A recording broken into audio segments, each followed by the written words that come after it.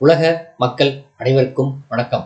இப்போது நாம் தனுசு ராசியின் புரட்டாசி மாத ராசி பலன்களை பார்ப்போம். குடும்பம். சூரியன், புதன் மற்றும் சனி பகவான் ஆகியோரால் நன்மை உண்டு. ராசிநாதன் ஆகிய குரு பகவான் ருணரோக சத்துருஸ்தானத்தில் நிலை கொண்டிருப்பது நன்மை தராது. சற்று கடுமையான பண நெருக்கடியை நீங்கள் சந்திக்க நேரிடும். மாதத்தின் ஆரம்பத்திலிருந்தே திட்டமிட்டு செலவு செய்தல் மிகவும் அவசியமாகும். கூடிய வரையில் புதிய கடன்களை ஏற்காமல் இருப்பது எதிர்கால நிம்மதிக்கு வழிவகுக்கும். நெருங்கிய உறவினர்களிடையே ஒற்றுமை குறையும். குடும்ப சூழ்நிலையில் டென்ஷனை ஏற்படுத்தும். விவாக சம்பந்தமான முயற்சிகளில் ஏமாற்றமே மிஞ்சும். கணவன் மனைவியரிடையே கருத்து வேற்றுமை ஏற்படக்கூடும்.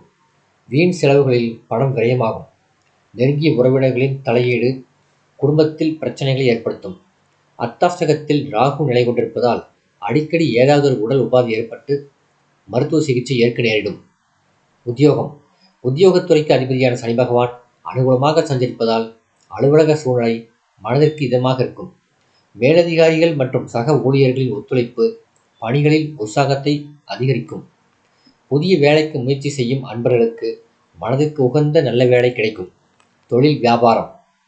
அர்த்தாஷ்டகத்தில் ராகு நிலை கொண்டிருப்பதால் சந்தையில் போட்டிகள் கடுமையாக இருக்கும். பல தருணங்களில் பண நெருக்கடி ஏற்பட்டு கவலையை அளிக்கும்.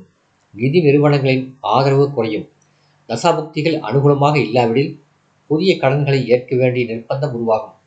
சந்தை நிலவரத்தை முன்கூட்டியே கேட்டறிந்து அதற்கேற்ப உற்பத்தியை அளவோடு வைத்துக் கொள்ளுதல் அவசியம்.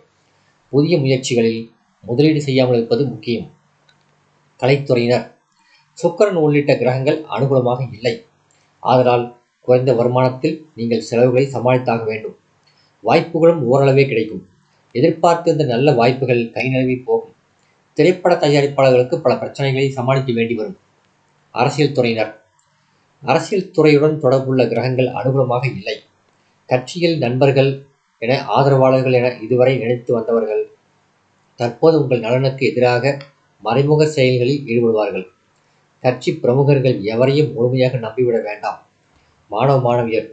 கல்வித்துறைக்கு அதிகாரம் கொண்ட கிரகங்கள் உங்களுக்கு அனுகூலமாக சஞ்சரிப்பதால் பாடங்களில் ஆர்வம் மேலிடும்.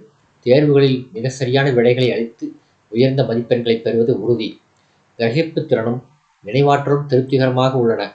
விளையாட்டுகள், பேச்சுப் போட்டிகள் ஆகியவற்றிலும் வெற்றிக்கனியை எளிதில் பிடித்து விடுவீர்கள். விவசாயத்துறையினர். பூமிக்காரரான செவ்வாயும் இத்துறைக்கு சம்பந்தப்பட்ட இதர கிரகங்களும் அனுகூல நிலைகளில் சஞ்சரிக்கவில்லை. ஆதலால் விளைச்சலும் வருமானமும் குறையும். பாடுபடும் அளவிற்கு விளைச்சல் இருக்காது. அண்டை நிலத்தாரோடு பகை உணர்ச்சி மேலிடும். கால்நடைகளின் பராமரிப்பில் பணம் விரயமாகும். தேவைக்கு அதிகமாக தண்ணீர் கிடைப்பதால் பயிர்கள் சிறிது சேதமடையக்கூடும். பழைய கடன்கள் கவலையை அளிக்கும். வயல் பணிகளின் போது விச ஜந்துக்களினாலும் உடல் ரீதியினால் மன உளைச்சலுக்குள்ளாவீர்கள். பெண்மணிகள். குரு, சுக்கிரன் ஆகிய இருவருமே சாதகமாக இல்லை. குடும்ப சூழ்நிலை மன அமைதியை பாதிக்கும்.